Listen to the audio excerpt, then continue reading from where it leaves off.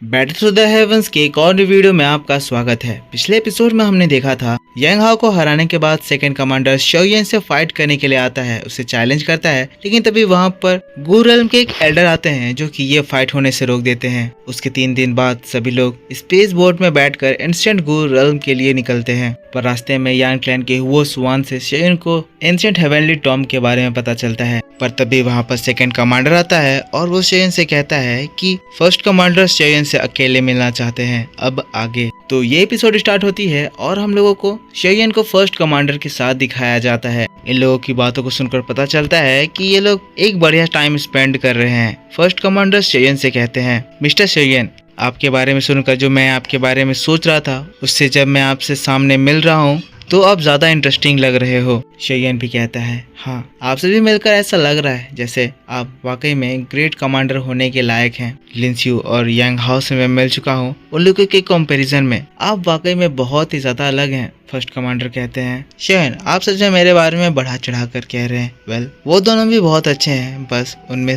थोड़ा सा self control missing है। फिर फर्स्ट कमांडर कहते हैं, शोयन, क्या आपको ये बात पता है कि हमारे एंशिएंट क्लैन में सिक्योरिटी इतना ज्यादा स्ट्रिक्ट क्यों है? शोयन कहता है, अभी सिक्योरिटी इतना ज्यादा स्ट्रिक्ट इसीलिए है क्योंकि बहुत सारे क्लैन के लोग इस जगह पर आए हुए हैं। फर्स्ट कमांडर कहते हैं, आप आधा सही हैं, पर मेन रीजन ये नहीं है क्योंकि हमारा गू क्लैन ब्लड लाइन के ऊपर बहुत ज्यादा ध्यान देता है। इसी वजह से वो बिल्कुल भी नहीं चाहता है कि किसी भी हालत में ब्लड लाइन में कोई छेड़छाड़ हो या उसमें इम्प्योरिटी आए। इस जगह पर अभी काफी सारे एंशिएंट क्लैन के डिसेंडेंट्स हैं जो कि अगर गू रेल्म में इधर उधर गए तो शायद उनकी हरकतों से कोई ब्लड लाइन इम्प्योर हो सकता है। इसी वजह से आप लोगों को गू रेल्म में कहीं भी बाहर जाने से मनाही की गई है। आप तो मिस सुनर के बारे में जानते ही होंगे। मिस सुनर एक दाऊदी एम्परर की प्योर ब्लड लाइन कैरी करती हैं। उनके अंदर की Dawoodi blood line 7 ancient clan में से सबसे ज्यादा प्योर है। ये बात कहकर थोड़ी देर के लिए सब कुछ शांत हो जाता है। फर्स्ट कमांडर आगे शोयन को कुछ नहीं कहते हैं, लेकिन फिर शोयन ही कहता है,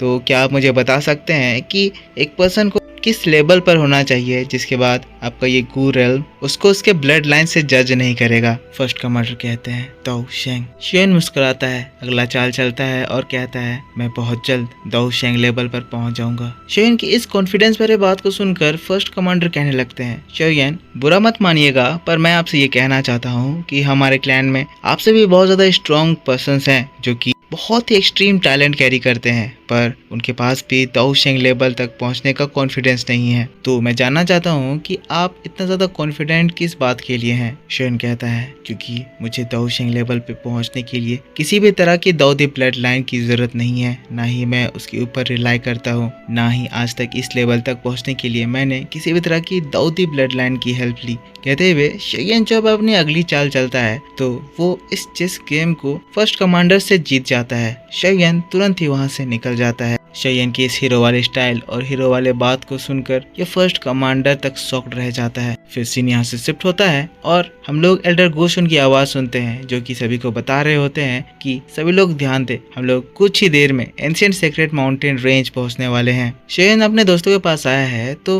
लिटिल फेरी डॉक्टर शोयन से पूछ रही है कि अंदर आखिर क्या हुआ, क्या वहाँ पर किसी तरह की बहस हो रही थी? शोयन नाम में जवाब देता है, सब कुछ ठीक है, इशारों में कहता है। यहाँ पर इन लोगों की बातें हो रही हैं, पीछे से एल्डर भी अपना कह रहे हैं, सभी को इंस्ट्रक्ट कर रहे हैं कि वहां पहुंचने के बाद कोई भी एंशिएंट क्लैन के डिसेंडेंट के साथ किसी तरह का कांटेक्ट नहीं करेगा। अगर कोई ऐसा करता है तो उसको उसी वक्त गू रेल्म से बाहर निकाल दिया जाएगा और साथ साथ हमेशा के लिए उसे गू रेल्म से बैन भी कर दिया जाएगा। और फिर कुछ देर के बाद हम लोग शोयन के ग्रुप को देखते हैं जो कि फाइनली स्पेस टनल से बाहर निकलते हैं और उस खूबसूरत सेक्रेट माउंटेन रेंज में पहुंचते हैं, जिसको देखकर ये सभी लोग बहुत ही ज्यादा हैरान रह जाते हैं। लिटिल फेरी डॉक्टर काफी ज्यादा शॉक्ड थी, कहने लगती है, जैसा इसके बारे में सुन रखा था ये बिल्कुल वैसा ही है, एक्स्ट्रा ऑर्डिनरी, बहुत ही ज्यादा मिस्टीरियस। फिर सीन शिफ्ट होता है और हम लोगों को इस सीरीज के हीरोइन यानी कि मिस सुनर को दिखाया जाता है जो कि गू रेल्म के 2 एल्डर्स के साथ एक पहाड़ में खड़ी विजिटर्स के इधर आने का इंतजार कर रही थी।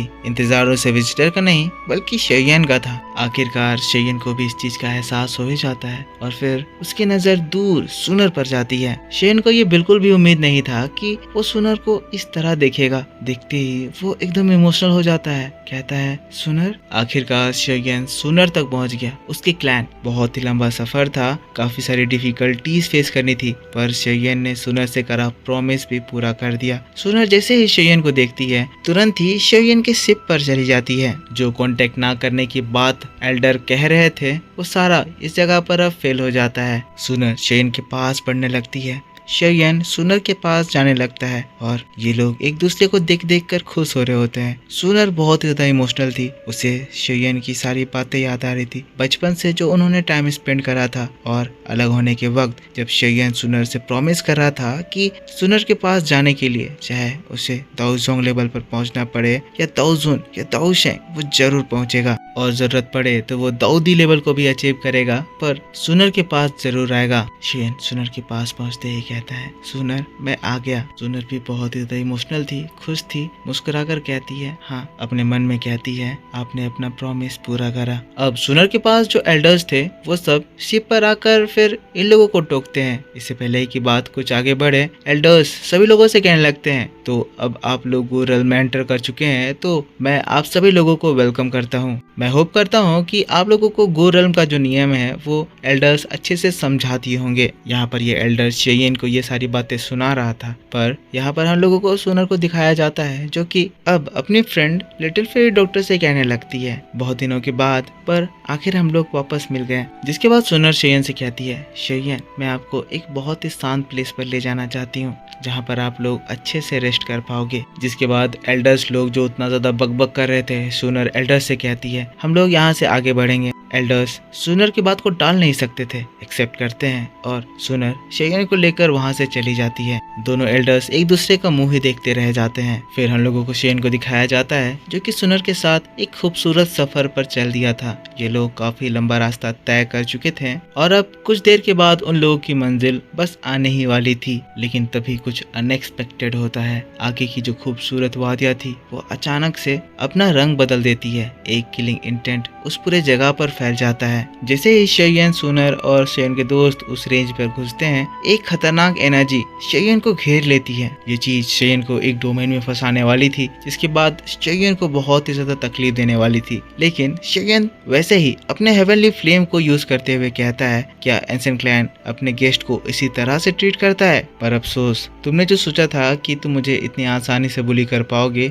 ऐसा नहीं होने वाला है। कहते हुए शेयन अटैक करता है और वो जो डोमेन था वो अगले ही झटके में टूट जाता है। शेयन उस डोमेन से बाहर निकल आता है। जैसे ही शेयन बाहर आता है सुनर शेयन के पास जाती है और फिर गुस्से में जो एल्डर ये डोमेन क्रिएट करा था उस पर चिल्लाती है। कहती है एल्डर क्या आपको अभी तक अच्छे से बिहेव करना नहीं आया है? शेयन हमारे एंसेंट क्लैन का एक गेस्ट है और एक गेस्ट को पहले ही मीटिंग में अटैक करना, क्या आपको लगता है दूसरे क्लैन ये सब कुछ बात जानकर हमारे बारे में अच्छा कहेंगे? क्या आप ये चाहते हैं कि हमारे गूरेल्म का नाम दूसरे क्लैन के सामने छुपकर अपने गेस्ट पर वार करने वाले से फेमस हो? सुनर एल्डर को बहुत बुरा सुना दी थी। एल्डर भी कहने लगता है मिस आपको ज्यादा ही हार्शली बोल रहे हैं। इसमें बहुत ज्यादा समय हो गया कि हम लोगों ने शाओ क्लैन से किसी को इस जगह पर देखा। हम तो बस शाओ क्लैन की इस मेंबर को देखकर एक्साइटेड हो गए थे। हम बस इसे थोड़ा सा टेस्ट कर रहे थे, देख रहे थे शाओ क्लैन के मेंबर में अभी भी वैसा दम है या नहीं। सुनर फिर से चिल्लाती है, कहती है तो अब आप मुझे बताइए कि आज एंसेंट क्लैन हमारे गेस्ट को कब वेलकम करा?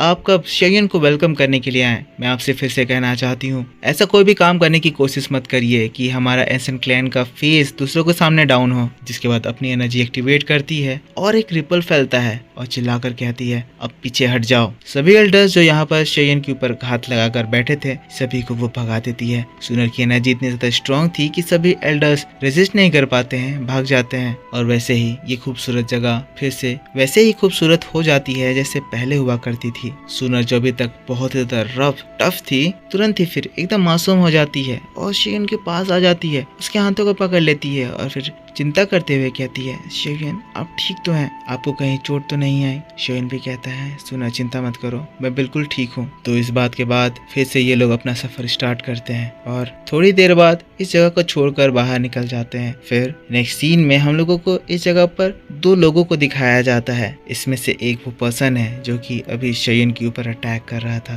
दूसरा पर्सन कहता है लगता है मिस सुनर शेयन को बहुत ही ज्यादा वैल्यू करती है। पर ये बात सुनकर वो पर्सन और भी ज्यादा चिढ़ने लगता है और फिर कहता है मैं उस शेयन को मार डालूंगा। इससे हमें ये समझ में आता है कि ये जो पर्सन है वो सुनर से शादी करना चाहता है और क्योंकि सुनर शेयन को पसंद करती है तो वो शेयन से बहुत ही ज्यादा चिढ़ता है। इन लोगों के बीच में तो हम लोग एक फाइट देखने वाले हैं, पर अभी के लिए सीन शिफ्ट होता है और हम लोगों को शेयन के साइड में दिखाया जाता है, जो कि कुछ देर और सफर तय करने के बाद फाइनली उस पीसफुल जगह पर पहुंच जाते हैं जिसके बारे में सुनर बात कर रही थी। शेयन इस पूरे जगह को देख रहा था। ये जगह चारों ओर माउंटेन से घिरी हुई थी, पर तभी उस जगह पर एक पर्सन अपीयर होता है। ये सुनर का शैडो गार्ड था। आते ही वो शेयन से कहने लगता है, यंग फ्रेंड शेयन, बहुत समय के बाद आपसे मिलकर मुझे बहुत खुशी हुई। वैसे ही शैडो वॉरियर अपना मास्क हटाता है और हम लोग उसका रियल फेस देख पाते हैं। पर शेयन के फेस जैसे ही देखता है वो तो एकदम हैरान हो जाता है। कहता है, आप तो मास्टर लिंग हैं। शेयन तुरंत ही आगे बढ़ता है और फिर अपने हाथों को जोड़कर मास्टर लिंग को ग्रीट करता है। मास्टर लिंग शेयन के पास जाते हैं। वो भी काफी ज्यादा खुश थे। शेयन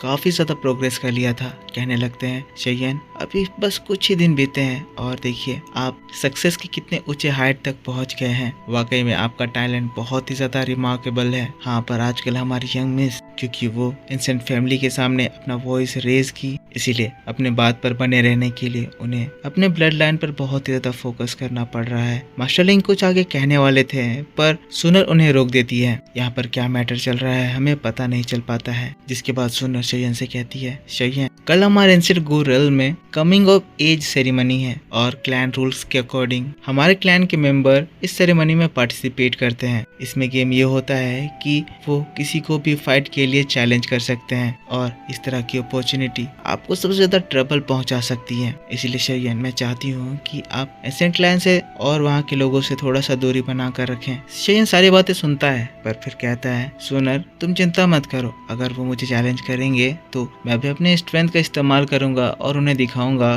कि मेरा श्योर क्लैन भी किसी से कम नहीं है।